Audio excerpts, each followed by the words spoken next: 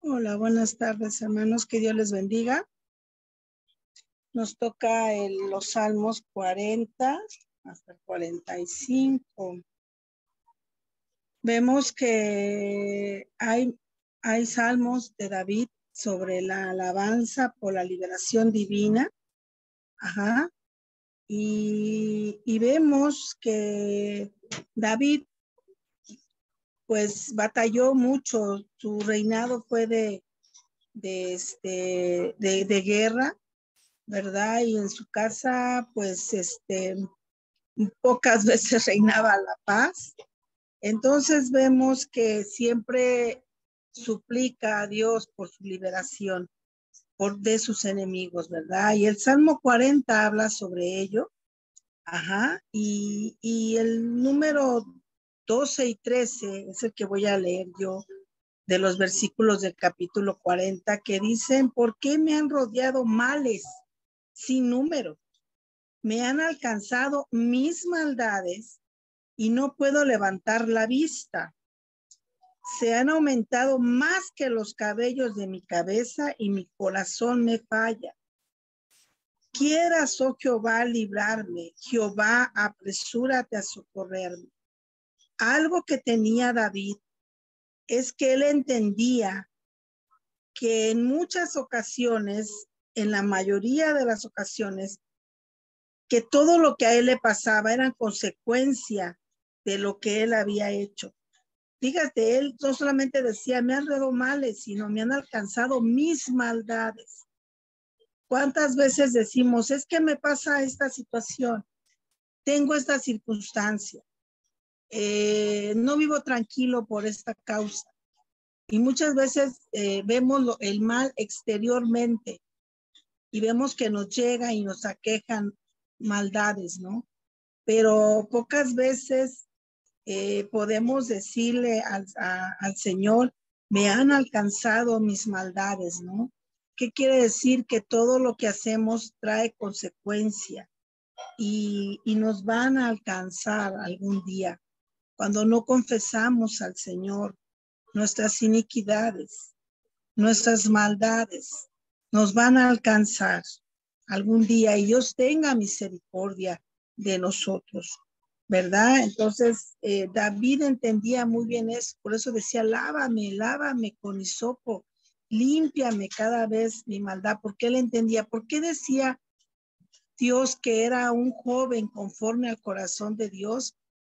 Porque sabía que su corazón era engañoso y que ahí estaba a veces la iniquidad, la maldad, y podía entenderlo, ¿no? Que a lo mejor el enemigo número uno que él tenía era él mismo, ¿verdad? Entonces tenemos que estar nosotros claros y entendidos cuando nosotros, ¿verdad? Hacemos también maldad, ¿verdad? Cuando hacemos iniquidad, y que Dios limpie con hisopo nuestro corazón, ¿verdad? Y pueda sacar de nosotros, que podamos verlo así como está nuestra propia iniquidad, nuestra propia maldad, porque a veces pudiera ser que nos está yendo mal por esta situación. No quiero decir que siempre, ¿verdad? Ya ejemplificamos a Job el mes pasado.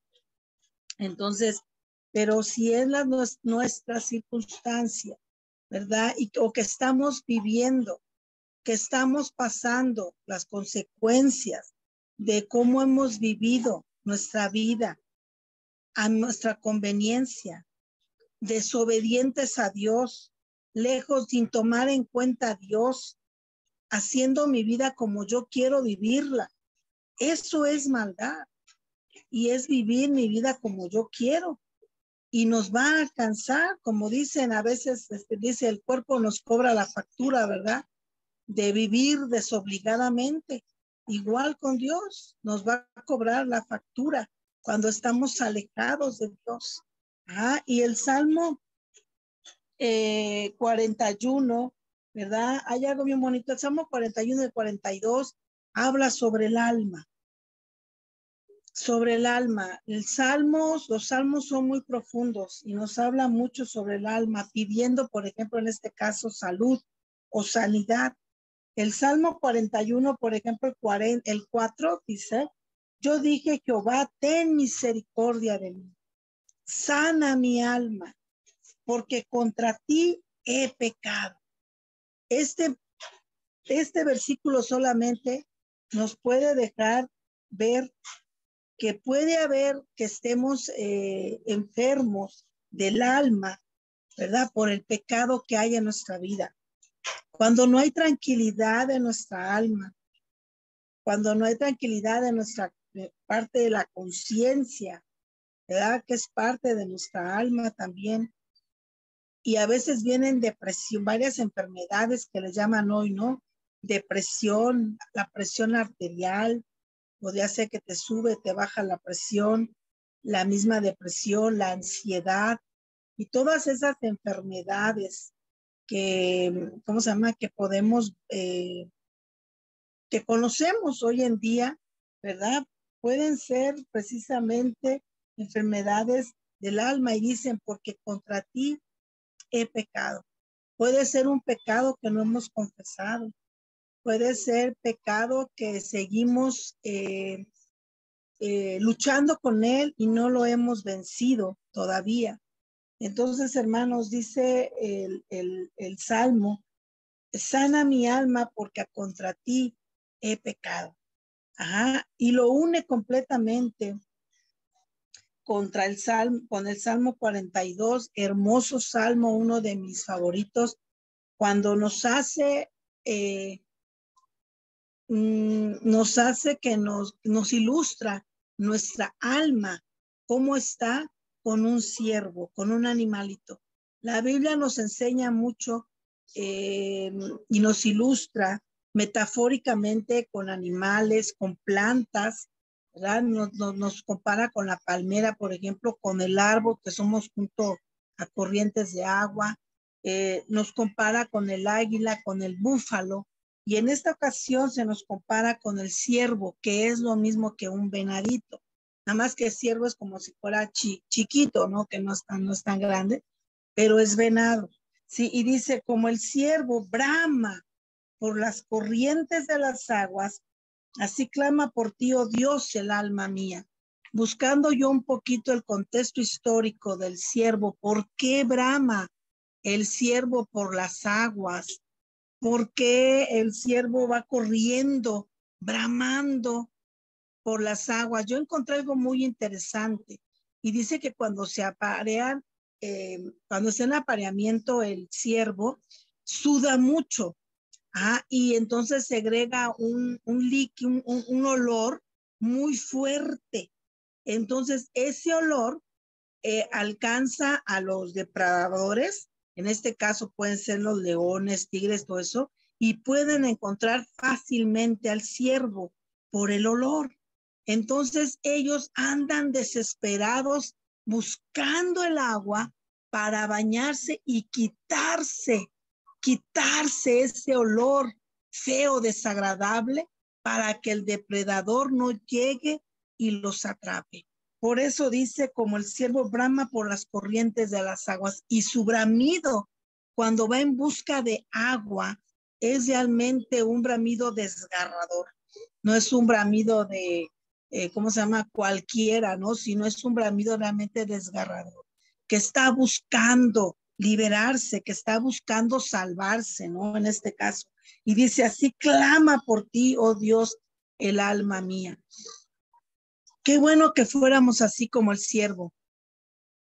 Cuando estamos mal delante de Dios y dice, quita todo peso de pecado que hay en tu vida y sigue la carrera por delante, ¿verdad? Que no sigamos con ese peso del pecado, sino que lo quitemos, ¿verdad? Podría ser ese sudor, ese mal olor que trae el siervo, ¿verdad? Y que puede llegar a destruirlo, ¿verdad? Ya anda corriendo desesperado para poder limpiarse y quitarse ese olor. Así debemos estar nosotros, hermano, con esa desesperación del alma, porque Dios limpie nuestra alma, que Dios limpie nuestro ser, que Dios limpie, dice que corran a fuente de agua viva dentro de mí, que sea como corriente de agua viva en mí, para que pueda el Señor limpiar nuestra alma, ¿verdad? Y dice, así clama por ti, Dios, el alma mía, ¿verdad? Dice, el alma mía tiene sed de Dios, del Dios vivo.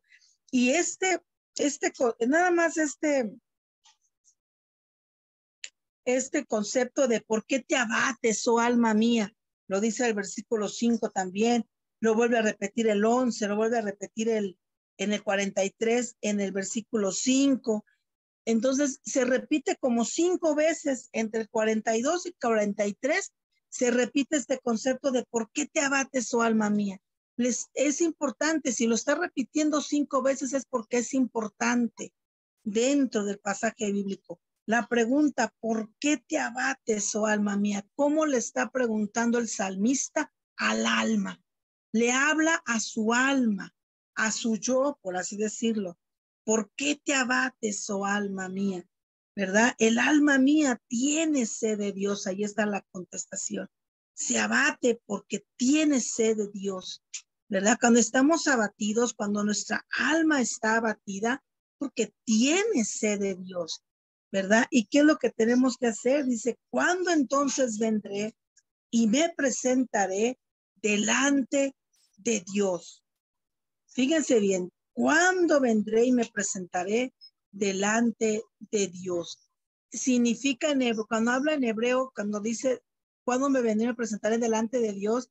Quiere decir que cuando vendré y contemplaré el rostro de Dios, cuando le veré cara a cara. Investigué varios teólogos, aquí en este libro de los tesoros de David, y todos ellos me comentan algo muy interesante. Cuando habla y que dice, cuando vendré y me presentaré delante de Dios, que está haciendo referencia David a la casa de Dios. ¿Cuándo vendré y me presentaré delante de Dios? A la casa de Dios. David le daba importancia al templo, a la casa de Dios. Ajá. Él quería estar más en los atrios de Dios que en su palacio. Él anhelaba más estar en la casa de Dios que fuera de ella. Ajá, y así dice un salmo, ¿no? Que mil veces estar dentro de sus atrios que fuera de ellos. Ajá, él anhelaba más estar dentro de la casa de Dios. ¿Para qué, hermanos? Una de las cosas que David anhelaba y que tiene que ser en nuestra vida una realidad, y en este contexto dice, ¿cuándo vendré y me presentaré delante de Dios? Era porque él arrepentido en su corazón, quería rendir cuentas al Señor y lo quería hacer delante de Dios en su templo. Rendirle cuentas del arrepentimiento, de lo que él había hecho. Él lo que hacía era pecaba, pero apresurado, quería ir y confesarse delante de Dios y rendirle cuentas. Nosotros como cristianos a veces, ¿cuántas veces, a veces ni siquiera tomamos en cuenta los domingos, ¿verdad? Ni siquiera nos preocupa ir a la casa de Dios, ¿verdad? Y este salmo nos enseña que tenemos que buscar desesperadamente como el siervo busca la presencia de Dios, y no porque no esté en tu vida, pero buscar, anhelar estar en la presencia de Dios, adorar a Dios en los atrios del Señor, en comunión con nuestros hermanos, ¿verdad? Anhelar estar el domingo adorando al Señor con nuestros hermanos, rindiéndole cuentas al Señor de todo lo que hemos hecho en la semana. Eso es lo que deberíamos hacer en adoración. Cuando nos habla que nos presentemos en sacrificio vivo, agradable, perfecto a Dios, se habla de esa rendición de cuentas. ¿Cómo estoy yo en mi vida? Presentándome en sacrificio vivo, agradable a Dios. Era para rendirle cuentas.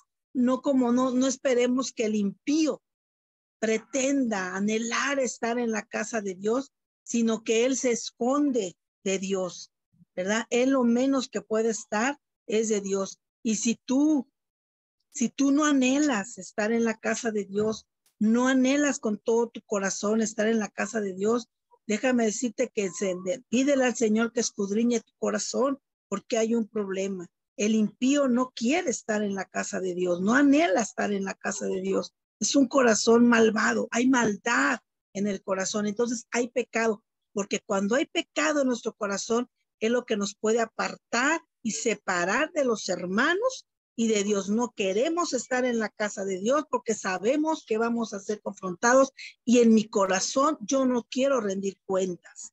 Entonces tenemos que tener mucho cuidado con eso. Dice, fueron mis lágrimas, mi pan de día y noche. Así, hermanos, como la sal es buena para preservar la carne, dicen los teólogos que las lágrimas son buenas para preservar el alma. ¿Verdad? Son buenas, son saludables, son como el alimento para nosotros. ¿Dónde está tu Dios? Dice la palabra de Dios. Así nos dicen, nos preguntan luego los impíos cuando piensan que nos está yendo mal. Dice, mientras me dicen todos los días, ¿dónde está tu Dios? ¿No? Como le decían a Job, ¿dónde está tu Dios? Maldice a tu Dios y muérete ya, ¿no? Entonces, ¿dónde está tu Dios? Hay dos cuadros, hermanos, que yo te quiero presentar esta mañana. Está el cuadro del cristiano cuando está anhelando y buscando el rostro de Dios, ¿verdad? Hay en ocasiones, no sé si te ha pasado a ti, a mí sí me ha pasado, que no siempre, ¿verdad? Pero a veces he anhelado derramar mi alma, pero no aquí en mi hogar, sino en el templo, en la casa de Dios. Y he llegado desesperadamente a derramar el alma al altar en la casa de Dios. Inundan nuestras lágrimas buscando aquí en el rostro de Dios, por la misma desesperación que estamos teniendo, por lo que estamos pasando. Buscamos al Señor de tal manera que lo hacemos en su casa, ¿verdad? Con la fe de que Él está ahí, no como hacerlo de esa forma metafísica, ¿no? Sino porque uno lleva la presencia de Dios, pero uno lo anhela, ajá, y con la fe que uno tiene de que Dios está ahí. No es un cuadro deprimente, no es un cuadro, ¿cómo se llama?, de desgracia, sí, es un cuadro de profunda búsqueda. Este cuadro del siervo es un cuadro de profunda búsqueda de Dios, de desesperada búsqueda de Dios para encontrar refugio, para encontrar descanso, para encontrar alivio, para encontrar salvación, para encontrar perdón, para encontrar gracia delante del Señor. Cuando estamos en desesperación, busquemos al Señor como los siervos. No es un cuadro deprimente, es un cuadro glorioso en la cual está buscando el siervo a su Dios. Somos como esos venaditos desesperados buscando esas corrientes de agua para ser saciados. La sed es horrible, el hambre no la podemos aguantar, pero la sed es algo desesperante. Y así debemos sentirnos nosotros a veces, hermanos, con desesperación, buscar al Señor, ¿verdad? Yo veía una película hace mesecitos, ¿verdad? Que se llama La ballena. No sé si ustedes lo han visto, pero ese sí es un cuadro deprimente. Cuando yo vi la película era desde los colores, desde el departamento en la cual lo montaron, la iluminación, lo pusieron deprimente, lo pusieron de soledad, de muerte, ¿sí? De derrotismo. Ajá, era un cuadro en la cual no se creía en Dios, obviamente, sino que el hombre era su propio Dios, Dios mismo, ¿no? Y era completamente derrotismo, ¿no? Porque si el hombre cree que él es su propio Dios, pues va a derrotarse completamente, ¿no? Entonces dejaron ver ahí el cristianismo que no funciona, que no sirve para nada, ajá, pero sin embargo podemos ver que de todas maneras no se pudo hacer nada por ese personaje, ¿verdad? Y se murió ese personaje, ajá, pero es deprimente, ahí sí es deprimente, porque no hubo una búsqueda de Dios, sino hubo un conformismo en el derrotismo. Se derrotaron por completo, se conformaron a vivir como personas derrotadas, se conformaron a vivir con con lo que tenían, con las consecuencias de su pecado. Nada más vivieron de las glorias pasadas y empezaron a vivir derrotadamente, hermanos. Eso es deprimente, el estar viviendo en nuestras casas como si fuéramos derrotados, como si fueran de un estado deprimente, siguiendo con el pecado en nuestras casas, siguiendo no buscando al Señor, sino siguiendo con el día a día de nuestras vidas, sintiendo que nosotros podemos solos. No, hermanos, busquemos al Señor día con día como este siervo, ¿verdad? Y démosle gloria a Dios. Démosle gloria a Dios.